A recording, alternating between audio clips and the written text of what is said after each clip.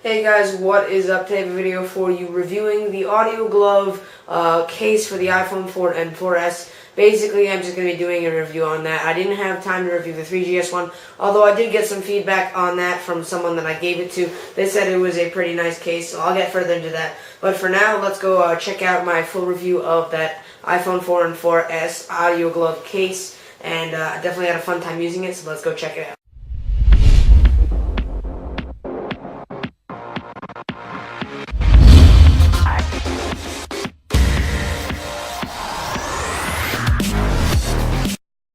Alright guys, so I have the iPhone AudioGlove case right in front of me now, and I'll be explaining to you a couple things before I get into the more in-depth review with the iPhone on itself. I just want to say that the quality of this plastic was slightly flimsy, plasticky, cheapish. No offense to AudioGlove, but it just did not feel like it was top-notch.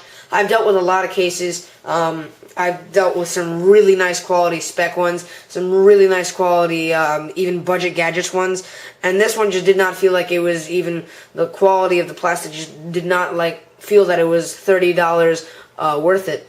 $15, maybe I would pay for it, but the quality of the plastic itself did not really make it seem very appealing to me. I didn't have to use the sticker that came with it. They said the sticker might be required if your iPhone's loose. I don't know how that would be possible because every iPhone is identical, but they included it anyway.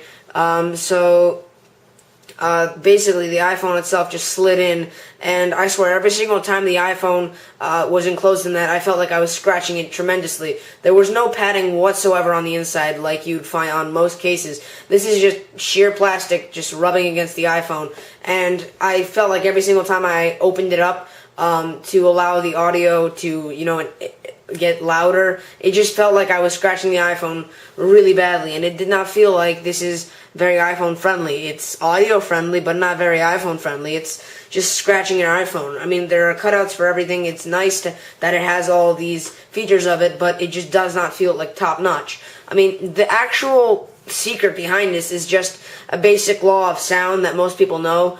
If you have sound originating from a source and you have an object below it, that object is reflecting the sound out in all directions, essentially. So all this is doing is essentially just reflecting the sound back at you, and it's not some kind of special technology. I mean, you could literally cup your hand behind the iPhone, and that will work exactly like this case works. It's just regular. It's just a regular sound source, and it's being amplified because there's something under it, and that's why it's working. So basically, that's all I have to say about that, so let's get into the actual audio test. I'm quite worried that my iPod was going to fall out, and then I have to pay another $130 to replace it because I was doing something stupid with it, but it did not fall out at all. I can shake this as hard as I want. Nothing's going to happen because, as I told you, it's secured against my wrist right there. This thing is not going to go anywhere. I guarantee you guys, if you want to slim... Alright, so as you could tell, the audio quality was slightly enhanced, and it was a little bit louder, but I could tell that it was slightly more distorted. I did feel that it was a lot more distorted than it would be if it had been just regular volume, not amplified with the case.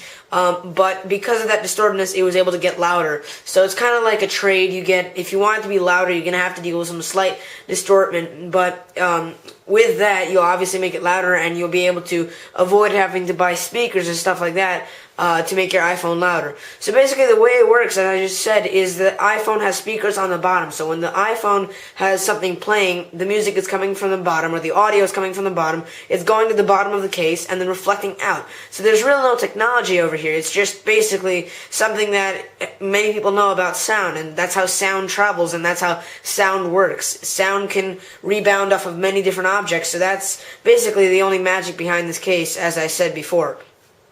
So here you see we have the actual camera app open, and we're going to see how the camera quality works, see if the flash has any interference. I tested it, and there's no interference with the flash, which is a good thing. I took a picture of part of my wall, had some dark spots, and it was illuminated fine with the flash. Nothing wrong with the flash, so that's good. Yeah, that's basically it for that back-facing camera. So the screen itself is protected by this lay on the table design the case provides. You can lay this down and there's like a lip over the screen provided by the case. The case is also very hard on the back, which is a nice thing, but it is a little bit softer and more, I don't know, malleable plastic on the front than on the back. It just feels like a different grade of plastic. The back actually feels very nice. It's this kind of, not as much as sandpaper, but it's kind of like a mix between sandpaper and regular paper. It's really good. It's like a light version of sandpaper, and it's good for grip, and I like it personally. Now, the thing that bothers me is how to charge this. I mean, if you want to keep it in your regular case position, meaning closed like other cases, you're going to have to not be able to charge it, essentially. You have to open this up and then charge it, placing a cable in. It's a hassle. So if you're using one of those portable chargers that you can buy off of like Zag and Richard Solo, stuff like that, the ones that you can keep in your pocket and charge it up, you have to keep the case open, and that's not really portable. So that's something I really did not like about it.